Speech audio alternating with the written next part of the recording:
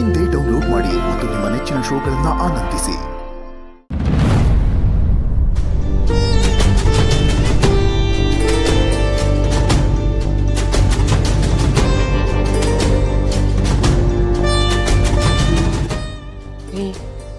ಸಹನಕ್ಕನ್ನು ಕಾಳಿಯಣ್ಣನ ನೋಡ್ತಿದ್ರೆ ತುಂಬ ಬೇಜಾರಾಗುತ್ತೆ ರೀ. ಅವ್ರು ಮಾಡಿರೋದೊಂದು ತಪ್ಪಿಗೆ ನಾವು ಇಷ್ಟು ದೊಡ್ಡ ಶಿಕ್ಷೆ ಕೊಡಬಾರ್ದಿತ್ತು. ಹುಟ್ಟೋವಂಗೇನು ಅವ್ರ ಮ್ಯಾಗ ದ್ವೇಷ ಇಲ್ಲ, ಅವರು ಹೊಸ ಬುದ್ಧಿ ಕಲಿದೆ ಅಂತ ಕೋಪ ಮಾಡ್ಕೊಂಡವ್ರೆ. ಅಲ್ಲ, ಸಹನಕ್ಕ ಏನೋ ಅವನ ಮನ್ಸನ್ನ ಗೆಲ್ಲೋಕಂತ ಮನೆ ಆಚೆನೇ ಇದ್ದಾರೆ. ಅರೆ ಕಾಳಿಯಣ್ಣ ಯಾಕೆ ಎಲ್ಲೂ ಹೋಗದೆ ಇಲ್ಲೇ ಉಳ್ಕೊಂಡಿದ್ದಾರೆ? ಕಾಳಿಗೆ ಪುಟ್ಟವನ ಕ್ಷಮೆಗಿಂತ ಸಾನವ್ರ ಕ್ಷಮೆನೇ ಮುಖ್ಯ. ಅವ್ರೇನಾದ್ರೂ ಮೆಸ್ಸಿಗೋಗಿದ್ರೆ ಅವನು ಹೋಯ್ತಾ ಇದ್ದ. ಕೆಲ್ಸಕ್ಕಿಲ್ಲ ಅಂದ್ಬಿಟ್ಟವ್ರಲ್ಲ, ಅದಕ್ಕೆ ಓದಾಡ್ತಾವ.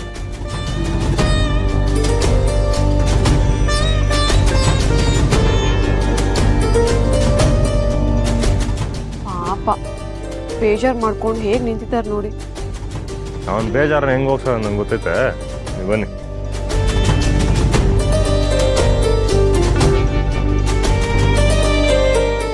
ಏನ್ ನೋಡ್ತಿದ್ದೆ ಕಳೆ?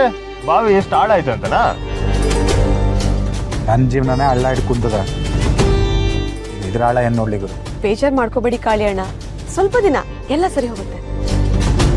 ನನಗೆ ಯಾಕೋ ಆ ನಂಬಿಕೆ ಇಲ್ಲ ಸ್ನೇಹ.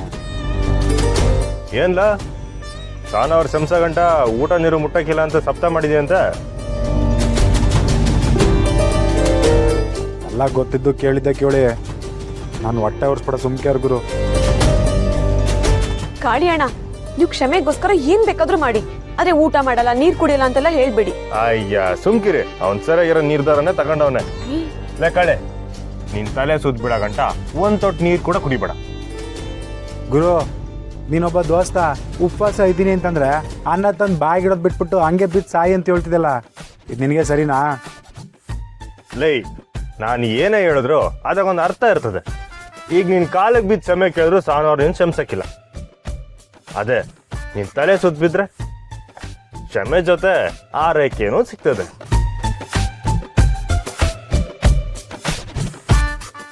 ಏನು ಹೇಳ್ತಿದ್ದೆ ಗುರು? ನೋಡ್ಲಾ, ಈಗ ದಿನ ನಿನ್ ಸಾನವ್ರ ಜೊತೆ ಮೆಸ್ನಾಗಿರೋ ಚಾನ್ಸ್ ಮಾತ್ರ ಸಿಗ್ತಾ ಇತ್ತು. ಆದ್ರೆ ಈಗ ನೀನ್ ಮಾಡಿರೋ ತೆಪ್ಪಿಂದ ಅವ್ರ ಮನೆ ಮುಂದೆ ಅವ್ರ ಜೊತೆನೇ ಇರೋ ಚಾನ್ಸ್ ಸಿಕ್ಕೈತಕ್ಕಲ್ಲ. ನಿನ್ ಪಿರುತಿನ ಮುಂದಕ್ಕೆ ತಗೊಂಡೋಗಕ್ಕೆ ಒಳ್ಳೆ ಚಾನ್ಸ್ ಸಿಕ್ಕಲ್ಲ.